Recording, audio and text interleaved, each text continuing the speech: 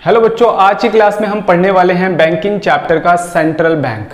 तो central bank के अंदर आज मैं आपको सारी बातें समझाने वाला हूं। सेंट्रल बैंक की डेफिनेशन क्या होती है, इंडिया के सेंट्रल बैंक का नाम क्या है, उसके बाद दुनिया के कुछ देशों के सेंट्रल बैंक के नाम बताऊंगा और लास्ट में बहुत ही इंपॉर्टेंट आपके एग्जाम के लिए आपको बताने वाला हूं कि सेंट्रल बैंक हमारे देश के अंदर क्या क्या काम करता है। तो आइए स्टार्ट करते हैं। सेंट्रल बैंक, सबसे पहले डेफिनेशन पढ़ेंगे सेंट्रल बैंक की क्या होती है।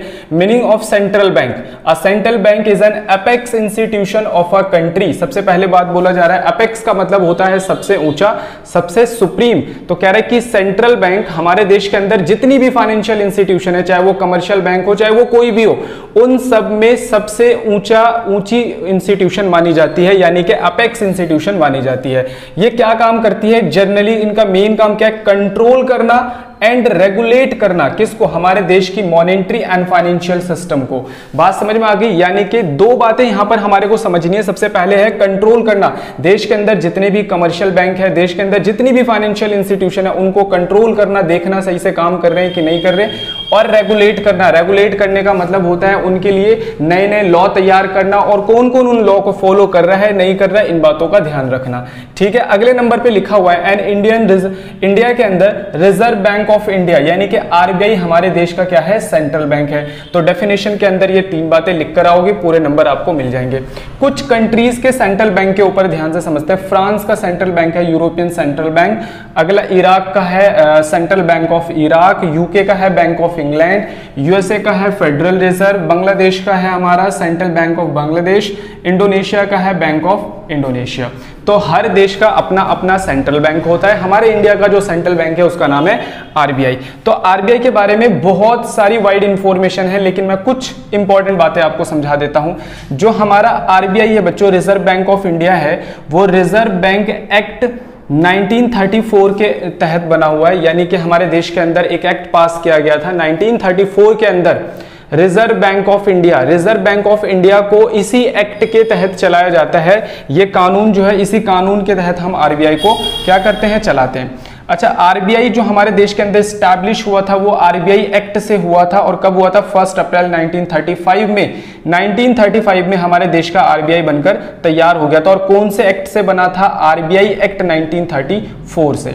उसके बाद 1949 जब हमारा देश आजाद हो गया, उसके बाद हमने अपने देश का नेशनलाइजेशन कर दिया। ध्यान रखना कि जब आरबीआई बना था तो वो एक प्राइवेट बैंक था, लेकिन उसके बाद 1949 के अंदर गवर्नमेंट ने उसके सारे शेयर्स प्राइवेट लोगों से खरीद लिया और उसका क्या कर दिया था, नेशनलाइजेशन कर दिया था। अगले नंबर पे हमारे आरबीआई का हेडक्वार्टर है मुंबई के अंदर। सबसे पहले जब ये बना था तो कोलकाता में था, लेकिन फिर 2-3 साल के अंदर शिफ्ट कर दिया गया।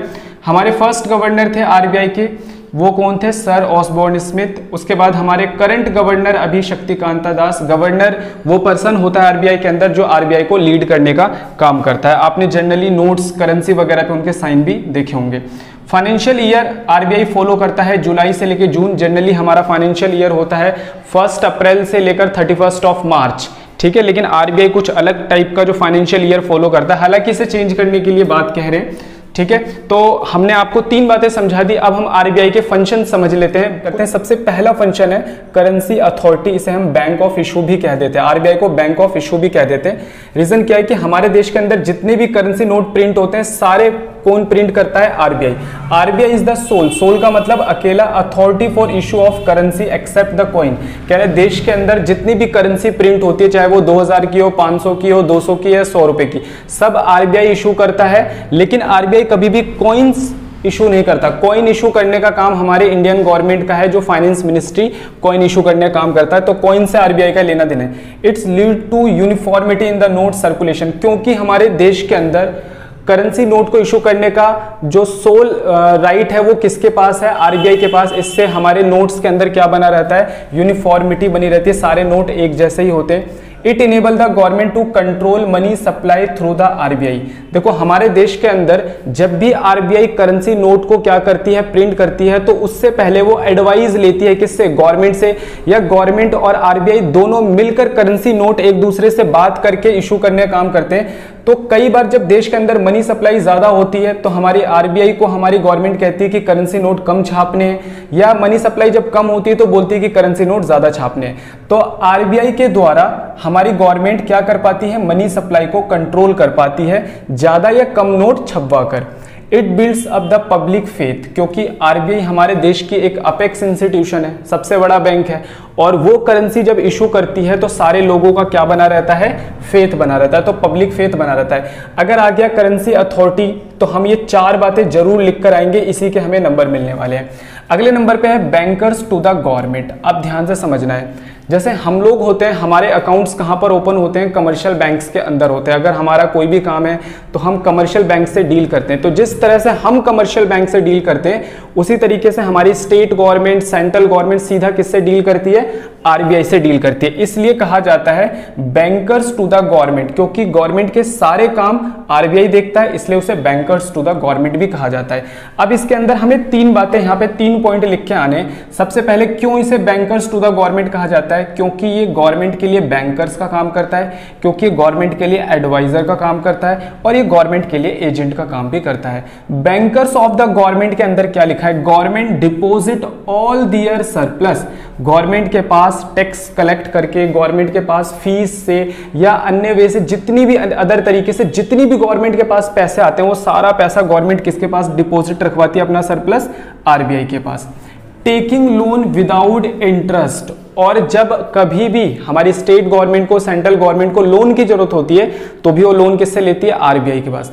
इन दोनों की फ्रेंडशिप कैसी है, जब हमारी गवर्नमेंट आरबीआई के पास अपना सरप्लस डिपॉजिट करवाती है तो कोई भी इंटरेस्ट नहीं लेती, और हमारी आरबीआई भी जब हमारी गवर्नमेंट्स को क्या करती है, लोन देती है, तो वहां पर भी उनसे इंटरेस्ट चार्ज नहीं करती। तो ये बात याद रखनी है। And makes all payment behalf of government, और गवर्नमेंट के बिहाफ पर सारी पेमेंट भी करती है। गवर्नमेंट का जो है लोन पेमेंट करना है, गवर्नमेंट का जो है अगर मान लो किसी प्रोजेक्ट की पेमेंट करनी है तो सब आरबीआई खुद कर देता है। Adviser, RBI advise the government on economic, banking and financial matter. तीनों बात याद रखनी है। आरबीआई एडवाइस करता है गवर्नमेंट को इकोनॉमिक में, इकोनॉमी के लिए, बैंकिंग के लिए और फाइनेंशियल मैटर्स के लिए। तो सबके लिए आरबीआई के कहने पर गवर्नमेंट काम करता है। Also advise on the matter of international finance, international finance के ऊपर भी एडवाइस कौन करता है, हमारा आरबीआई गवर्नमेंट को एडवाइस करता है। बहुत ही इंपॉर्टेंट बात है, 1 नंबर का आ जाता है। क्यों एडवाइजर कहा जाता है,